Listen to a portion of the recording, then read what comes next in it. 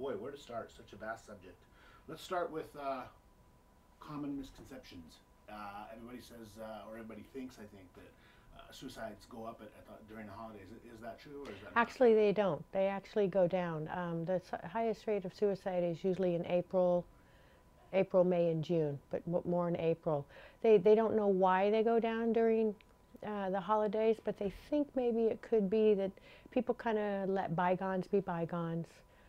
They open up, they forget about negative things about their family, and yeah, they actually tend to go down during the holidays. Good deal. Tell me a little bit about Know the Signs, what it is and how it works. If you go to the website suicideispreventable.org, you go on there and it says Know the Signs, and we know that sometimes pain isn't obvious in people who are thinking about suicide. It's a wonderful website for anybody, and you can go on there and it tells you about the warning signs of suicide and gives you examples. And then if you think someone is thinking about suicide, how to approach the subject, how to ask the question, are you thinking about suicide? And then it goes to each county and the resources that you can access to get somebody the right kind of help that they need. And it's just, the bottom line is suicide is preventable. It's the most preventable cause of death that there is. You don't have to be a professional to prevent suicide. All of us can prevent suicide, and if we know the warning signs and we're not afraid to talk about it, we can all prevent it. That's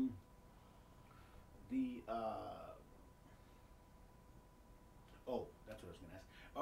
What would you say are maybe 2 or 3 key signs that people can look for and know that maybe there's a situation that they need to look closer at? Someone might start giving things away. Someone might start isolating. Someone who used to be out doing, things with everybody, maybe they start isolating. They're not answering the phone. They're not participating. Someone who's gaining weight or losing weight. There's a lot of different signs, and for everybody it might be different, but you'll never know unless you ask. We all assume that, someone else will ask. We have to be the ones to ask and not be afraid to ask, because there is help available. And there is help. There's resources like this one right here available. In your opinion, how important is it that these resources exist in our community? People need to know that they're available. We have a 24-hour crisis hotline here in Kern County, 24/7. It'll be open during the holidays. It's 800-991-5272. If you're thinking about suicide, you have a loved one who's thinking about suicide, call that number, and we can help you through it. If it's immediate, you can always call 911. And what are the? I guess we have this. Let's start with this. We have this study that came out of UCLA. Just kind of in broad terms, tell me what it was. It's about how many people in California have suicidal ideation, which means they've thought about suicide. And what are the numbers? 300, no, it's on this one. 300 and something thousand in 2010, or 2009. Nearly 2.4 million adults reported having seriously thought about suicide during their lifetimes. That's in 2009. Now, unfortunately, that's probably... I'm sorry, just real quick. I just need to... Oh, did I mess it up? Moved. Oh.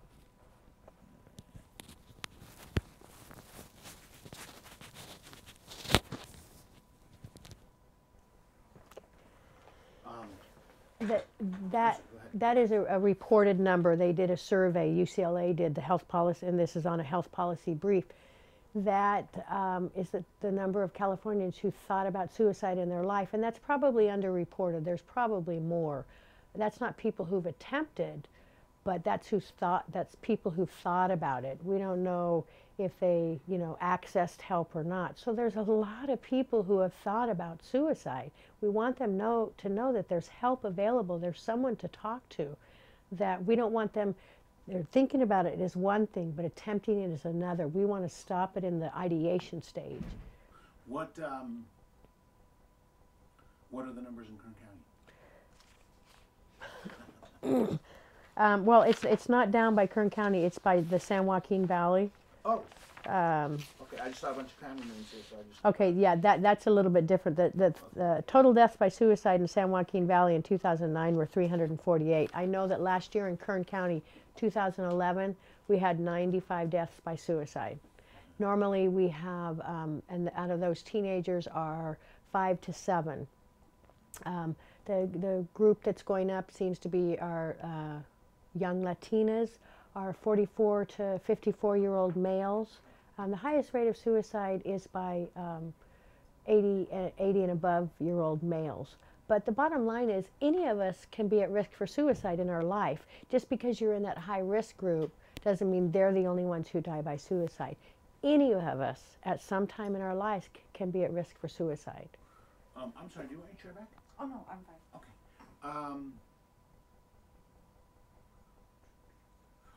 And so those numbers you just gave me, those were from 2011. I imagine those are the most recent set of numbers. The most recent set of numbers. I know that I want to say about 2 months ago, Kern County was at 72 for the year. So it sounds like we might be a little less this year, but that's, the year's not out yet. And we can make that rate go down. Go to that website, Know the Signs, or I'm sorry, suicideispreventable.org. If you got a few minutes, just go check it out and you can see. And every single one of us, that's the bottom line, we can save a life. Senator Steinberg of California yesterday had a press conference and he talked about MHSA, the Proposition 63 that came in 2004, that $1 billion from the highest earners in California, that money, it's $1 billion a year that goes to all the counties. And he sent a letter to Vice President Biden that he would like the country to see how California does it. And all that money is for early intervention for mentally ill people. And it goes to other projects also too, but the thing about that is he would like the other people in the country to see how our model works, and it's working.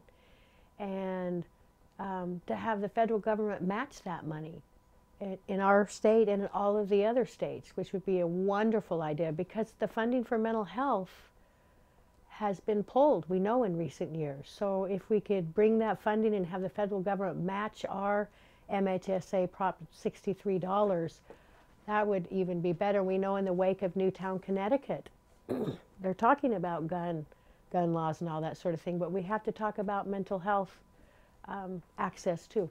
Right. Yeah. And unfortunately, it seems like that there's always a component of these mass shootings, whether it be Connecticut or Aurora or whatever, that mental health seems to have a role in most of them. Yes. Yeah. Okay, so we wanted to get numbers, and we wanted to talk about Know the Signs. Is there anything else we wanted to get in here? I think she wanted to, let me look at her real quick. She wanted to make sure that Senator Biden or Senator Steinberg was mentioned. And about Senator Steinberg has also launched a new website in English, mentalhealthhub.org. In English and Spanish, mentalhealthhub.org, where you can go and get information on all 50 counties related to mental health resources. And another great site is what the state is doing in suicide prevention is called Your Voice Counts. All kinds of great things. And the main number is, also what I want to say about Kern County Mental Health is we offer trainings in suicide awareness and prevention. If you call the hotline number, they will put it through to us in here who do the trainings. We will go out to churches, wherever anybody wants us, offer free trainings to learn more about the warning signs, learn more about how to ask the question, how to access resources, and they can go on, of course, suicideispreventable.org, but we're willing to go out so they have a face, and we've done it before. Just call us and we will tell them about all the trainings we have to teach them to be more suicide aware. Talk to me a little bit about, and this kind of goes to why all of this is so important, talk to me a little bit about the impacts to an individual when one of their family members commits suicide, or one of their, anyone in their life commits suicide. It's devastating. I run a group here in Bakersfield and one in Lake Isabella for people who've lost loved ones to suicide. I've lost 2 brothers and a cousin, and it's life-changing. We know that when anybody loses someone to any type of death, it's devastating, but because of the stigma and taboo related to suicide, it's even different. You know, we know for any death, the week of the funeral, everybody's around, and then everybody's gone, and people lose friends through this type of grief because people avoid them. They don't know what to say. They think it's contagious. They don't know what to do. Makes them uncomfortable. Makes them extremely uncomfortable. So we found at the groups that people feel very comfortable in the groups because they're around other people who know how they feel, and they can say exactly what they feel and not be ostracized or what have you. But it's a very long grief, and it's a tough one, and grief is work. But for survivors, you need to realize the people who we've lost are not how they died. They're how they lived, and working in your grief through that, when you can get to that point where we remember them as how they lived and not how they died.